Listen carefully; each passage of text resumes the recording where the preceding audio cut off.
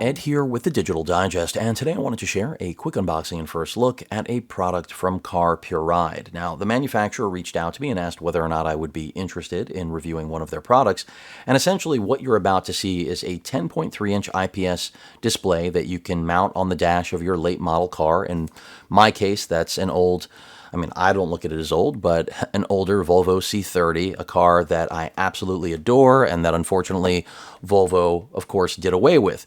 One of the pitfalls of that car, though, of course, with its age, is the lack of built-in, well, anything really. You know, I have a radio and a CD player, but that's pretty much where it ends. And while in the past I've, of course, used my phone, now a Fold, which pretty much does everything this could, I don't really enjoy having to dock it. So using either Android Auto or Apple CarPlay with one of these devices, you are in business. Now, this one in particular retails for a little over $300 US. I believe right now it is on sale. I think there's a 50 off coupon, and if the manufacturer gives me anything to share with all of you, of course I will.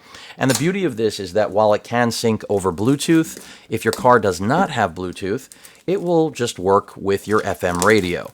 So really, this can work with any automobile, regardless of its age, and that's part of the appeal. And it is touchscreen, by the way, as stated right there on the box. The backup camera, part of this package, not something that everybody is going to want or need. In my case, because for those of you that follow my channel, you already know I was severely injured in a car accident and getting ready to have surgery. So having a backup camera is critical for me because my range of motion with my neck is severely limited. So this kind of checks every box, and the manufacturer, you know, without knowing the time was right to come to me, they did. So sometimes things just align that way. So here's the actual unit. Again, the premise being that if you have your Android or Apple smartphone, you're going to use Android Auto or Apple CarPlay, as you likely may in another car already, because that's what all modern cars are essentially outfitted with now. Manufacturers moved away from trying to create their own systems and just deferred to Apple and Android, which is not a bad way to go, considering everyone has essentially one of those two devices, and you know, it's fairly seamless. And anytime I've been in a newer automobile that supports Android Auto, I've been really happy with the overall performance. And, you know, it does get old mounting your smartphone. And that's what I've been doing for years. And I did get to a point where I didn't want to bother anymore. So a product like this makes a lot of sense. So before I get to all the accessories, let's take a look at the actual head unit here. They do give you plenty of mounting options. But again, what I liked about this was that they have, I believe, a 7, a 9, and then this 10.3-inch unit. So really, they've got a different form factor and price point for just about everyone. To my knowledge, this is their top of the line, though, for anyone that is trying to figure it out. So there you have what the product actually looks like. Again, a 10.3-inch capacitive IPS HD display that's going to give you access to everything that you would expect from Android Auto or CarPlay. This is going to be ideal for navigation, ideal for any form of content consumption. Not that you should be driving and watching a movie, but your passengers certainly could, although I don't recommend that either. Power button up at the top, simply because you don't want anything distracting. Speaker here at the back, mounting solutions there also, and not a whole lot to show, unless this does pop off, but I don't think it does. All of our I/O appears to be on this right side, and hopefully you're getting a good look at that. So we'll start, let's see, the best way to film this is right there, I think. So we've got what appears to be a mic jack right there, a micro SD card slot. Then we've got, I'm trying to see on my monitor, the camera in port for the camera that's part of this particular package. Again, remember, you can order this without the camera if you don't need it. Maybe your car already has a built-in backup cam and you're just looking for a better display than what came included in your vehicle presently. Then we've got audio out right there, a Type A USB port, and last but not least, a Type C USB port, which I'm reading what it says on body here. That is the DC input. So that is your power delivery right there. and this is data delivery, essentially. So I'm not sure that this can do both. I'm assuming that's only for power because it does say DC 5 volt.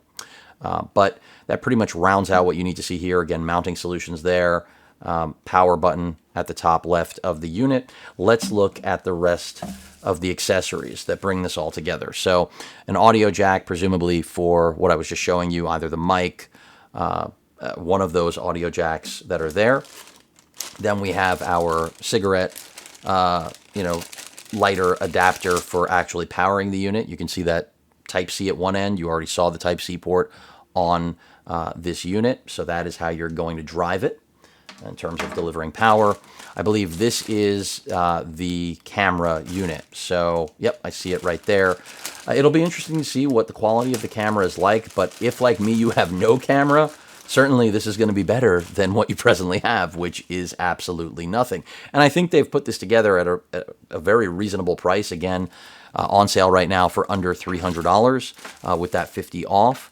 So whether you're paying $280, $290, whatever it may be, under $300 to get this much hardware in your car and something I feel like anyone can install. That's part of the reason I also agreed to it. Just seems like a no-brainer. Even though that's not my favorite terminology, it's starting to seem like it. So here's the little camera that you're going to be mounting. I'm going to, of course, look at instructions and report back to all of you how I end up employing this, because I absolutely need it. As you may have seen already on this little piece of paperwork, waterproof and night vision capable. Well, it needs to be for what we plan on doing with it, right? So it basically just goes to these two composite cables, yellow and red, as you can see, making this fairly easy, to say the least, to connect. And then this is going to go to that camera port on the side of the unit that I showed before. This is going to carry the video signal. Just going to plug that in like that. Now, as far as the red, I am assuming, I mean, I may have to look at some instructions, but something should be connecting here. And it's probably this guy right here. That looks right. And that is pretty much it on the camera side of things. Again, once I get this installed and we see how it actually lines up, we'll have a better idea. And if I take a quick look at the instructions, they are fairly straightforward in terms of their nomenclature. But they're just letting us know the sensor. So there is the sensor specification for that camera. Anyone that was wondering, 648 by 488. And then, but the actual output they're claiming is 1080p. So we'll see what that ends up looking like. Unless I'm missing something here, maybe that's the actual display. We'll know once I actually get this set up and see what this actually looks like. But there is what I was really looking for, the connection. And it's exactly what I just demonstrated to all of you. So this is going to run to the monitor itself. And then this is your backup light power is what they're saying. So basically, if you want this, I guess, hardwired into the car, that's what I'm guessing they're referring to. If I'm wrong, go ahead and feel free to chime in the comments. Then when it comes to mounting solutions, let me go ahead, without hitting my FX3, let's move over to the mounting process, because they include two different mount solutions. This appears to be a completely flat mount. Now, my dash is not flat. Anyone who knows a Volvo knows this is not going to do it. As much as I wish that it would, it's not going to fly. So let's talk about, the more practical possibility here, which is just the good old suction cup. Another alternative for me personally that I've used in the past is going into the CD tray, and I was starting to wonder if this maybe can double as that. But you can see these are the brackets that we were looking at before. You can see that is how that's going to mate. And then same thing here. It's just going to, right now it's in a vertical orientation, but I can change that. And it should just slot in. I believe that's it. Very easy to take on and off. You're not going to have any problems with that. It's just a matter of sliding it. So I will play with that. This is likely going to be the mount that I'll end up using because, again, suction is going to be the best go-to solution with a curved dash like mine. But that pretty much rounds things out. I mean, here is the entire manual, which, when I do my full review post-install and we see how it's working, that's when I'll really take everyone through all the features. But again, if you're looking for a way to take, your multimedia navigation experience to the next level in a late model vehicle, this seems like a very practical way, especially if it all comes together seamlessly, which hopefully it does. I mean, that's part of the reason I agreed to review it, is because it does look like it's going to solve a problem that, well, I've had ever since I got my C30. So excited to get this thing going and see how it performs. I'm expecting good things. It's not inexpensive, but it's not, again, above and beyond what you would anticipate a multimedia, nav system would cost. But the beauty of keeping the cost down, as I've already mentioned, is that it's all about that adoption of Apple CarPlay and Android Auto. And with that, we now have solutions like this, which, I was waiting for something like this to finally arrive, and I'm glad the manufacturer reached out.